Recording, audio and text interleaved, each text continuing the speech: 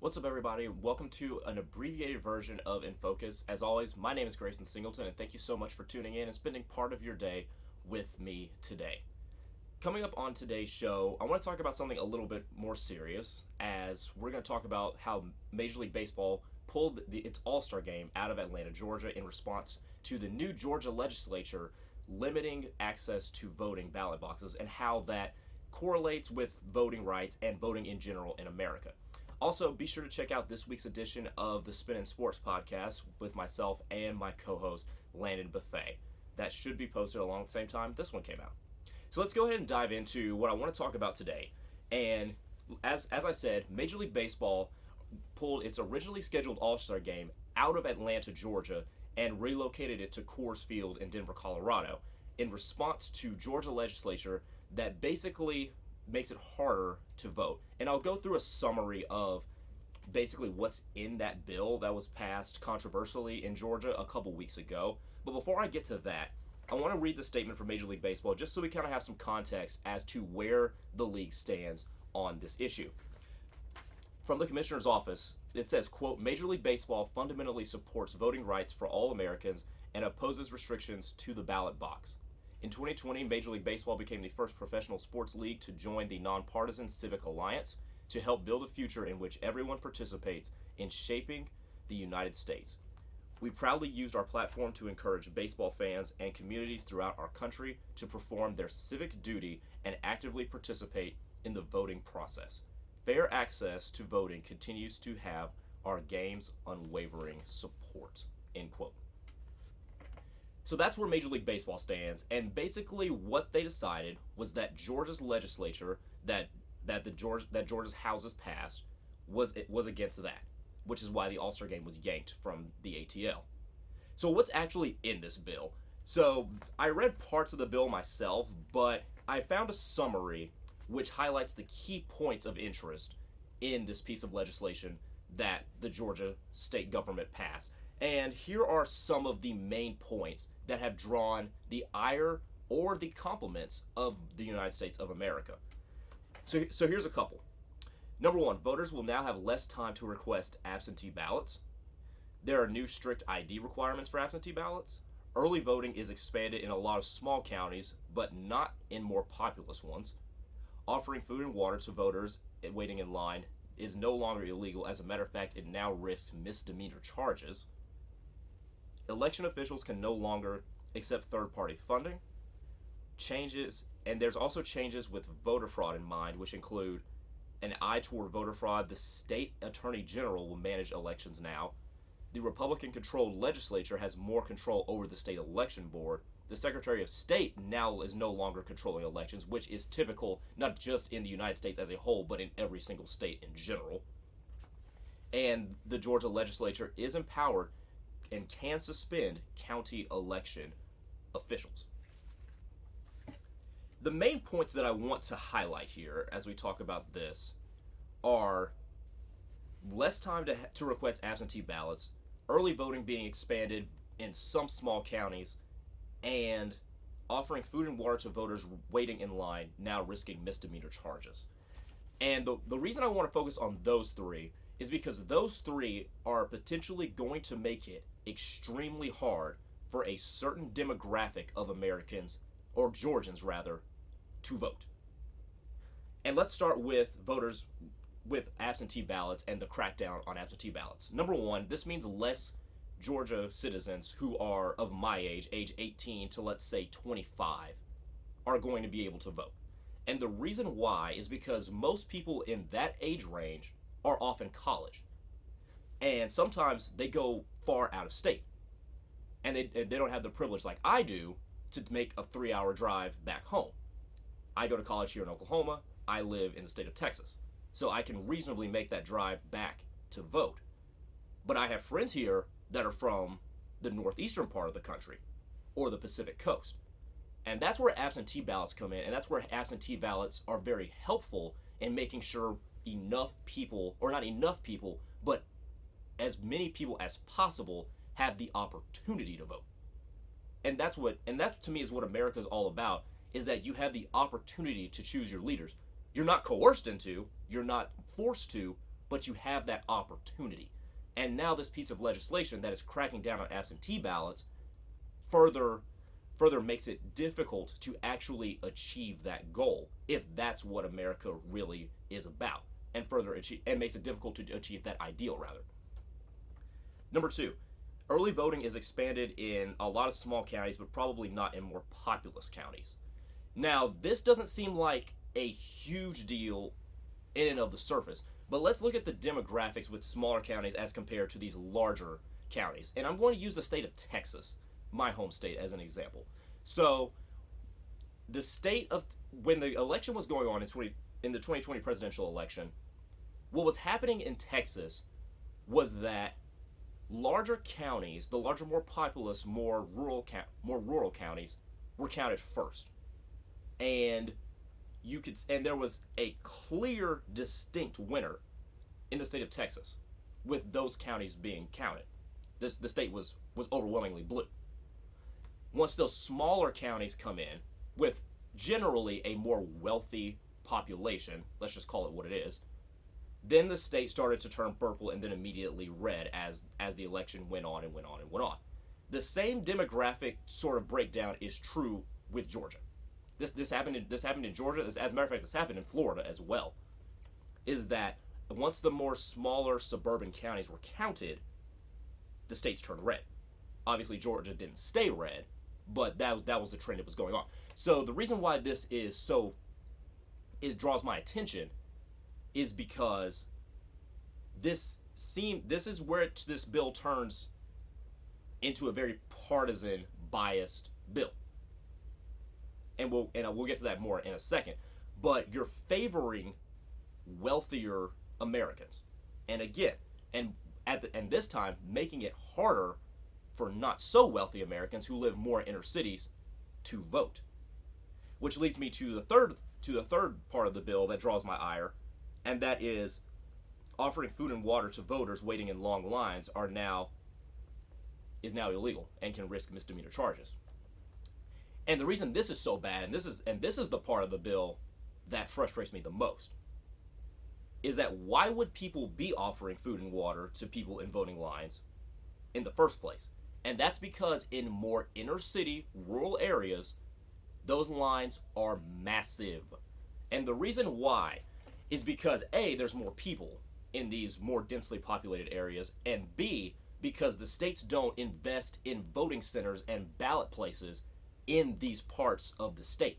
As a matter of fact, if you go out to the suburbs, there's many more voting places accessible to less people, which logically doesn't make sense, but in American logic, it kind of does, because this is just something America does. So by not allowing people to offer food and water to people in voting lines, it decreases the lines, which means less people will come out to vote, which means less people to possibly vote against you, which again goes against America's ideals of trying to provide the best opportunity for everyone to vote and have their say in elections. And real quickly,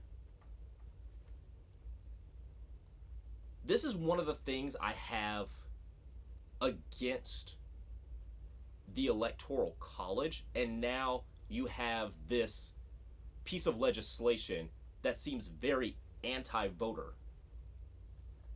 Because how in America are we going to tell people with a good conscience, everybody go out and vote, when the electoral system has been proven to nullify a lot of votes because of the winner-take-all situation, or winner-take-all format in each state. And now we're going to tell people, go out and vote, but in Georgia, we're going to make it extremely difficult if you live in certain areas of our state. And that's where Major League Baseball comes back into this situation, because Major League Baseball was part of a campaign organizing people to go vote, organizing organizations to encourage the people to go vote. And they are rightfully taking their business out of a state that is doing the complete opposite. Let's be clear here. Georgia does not want everybody voting. There is a certain segment of the population that Georgia does not want to vote and does not care if they have a much more difficult opportunity to go vote. That's what this piece of legislation says. So what are some main takeaways here? And my first takeaway is this. And I am a pretty stand-up person. I like to call things how it is, whether I'm commentating on sports or whether I'm commentating on political culture in America like I'm doing today, which I don't do too often, but I do from time to time when it intersects with sports. So let's just call this what it is. For lack of a better term, Republicans are seeming to be butthurt still over the election. And the reason I am okay saying that today is because they are acting on it. This is, even though Georgia was a blue state in the election, it is still GOP controlled in both the Georgia House and the Senate. Even though Georgia senators that were elected in the runoff election following the presidential election were both Democrat to the United States Senate. And the reason I can say this particularly is because this bill disenfranchises two demographics of voters that assisted in getting President Biden elected. And that is the younger voters, and that is minority voters. Those two groups of people were instrumental in Donald Trump not being a two-term president. And those are the exact people that this piece of legislation disenfranchises the most as it pertains to access to the ballot box. The crackdown on absentee ballots will now make it more difficult for younger voters, particularly college students, to vote in the state of Georgia, and the crackdown on offering food and water to people in longer lines will disenfranchise minority voters because longer lines typically impact areas that are more densely populated by African Americans, which means that they will be standing in line for 3 hours, become hungry or thirsty, or they just won't, and they won't cast a vote. Early voting being expanded also allows more people in suburban areas more comfort and more convenience to vote, but not expanding it in more densely populated rural areas of Atlanta, for instance, will just make it harder for African American voters to go out and cast their ballots. So you can see here, and a lot of people are saying the bill is racist. The bill itself is not racist, but it does affect a certain group of people, excuse me, differently. And I'm of the mindset that people in legislation are not stupid. They're not naive. So for someone to say, oh, well, this is just a residual effect. No, it's not. It's not a residual effect. This was done on purpose. This was calculated. People in Georgia legislation knew exactly what they were doing when they passed these restrictions. Number 2, Major League Baseball did the right thing in terms of pulling the All-Star game out of Atlanta. If Georgia is going to want Major League Baseball's business, Georgia is going to have to amend these sorts of legislation in order to fit Major League Baseball's ideals. Major League Baseball has said, well, our ideals right now are to promote equality and to promote equal access to the ballot box. And again, what Georgia has done is the complete opposite. And even more important, this is inconsistent with what the ideals and values of the United States of America has supposed to be about. And baseball being America's pastime, again, that would be inconsistent if Major League Baseball were to keep their All-Star game in Georgia. So Georgia has every right to pass this law. They really do. If it goes through the legislation, they did the American legal process of passing a bill into law. But Major League Baseball consequently has the right to remove its business. And for those of you who might be against me on this one, I'm going to take a shot in the dark and guess that these kinds of people might have been one of the people who were okay with boycotting the NFL when Colin Kaepernick was protesting. And the correlation there is that Colin Kaepernick is an American exercising a right, same as how Georgia has the right to pass this law. And if you boycotted the NFL while Colin Kaepernick's protest was going on, you have every right to do that. You have every right to take your business somewhere else. So does Major League Baseball in this instance. They found something that is inconsistent with their goals right now, and they took their business elsewhere. You can do that. Major League Baseball is not in the wrong. Now, if you're a citizen of Atlanta and you were looking forward to attending All-Star festivities and the All-Star game, I feel bad for you. But let's be clear here. Major League Baseball did nothing wrong here. Number 3, and this was my final takeaway.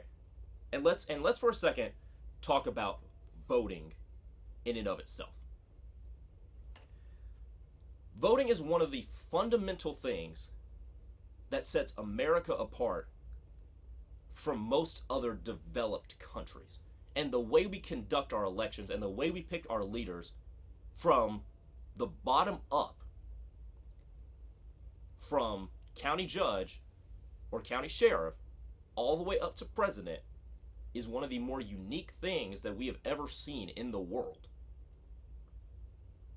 And this is something that should not be messed with. Now, the counter argument to this is, well, it was messed with because there are still a segment of the population out there that believe that there was widespread voter fraud, claims that were never proven. So this, and the fact that this seems to be a solution to that, is a solution to something that never was proven to be a problem in the first place. And I hope other states do not follow this example of Georgia. Because if we are to be the America that truly is the greatest country on earth, you have to have, at least try to have, equal access to the voting box. And pieces of legislation like this do the exact opposite. And kudos to Major League Baseball for standing up for what they believe in and pulling their business out of Atlanta, Georgia.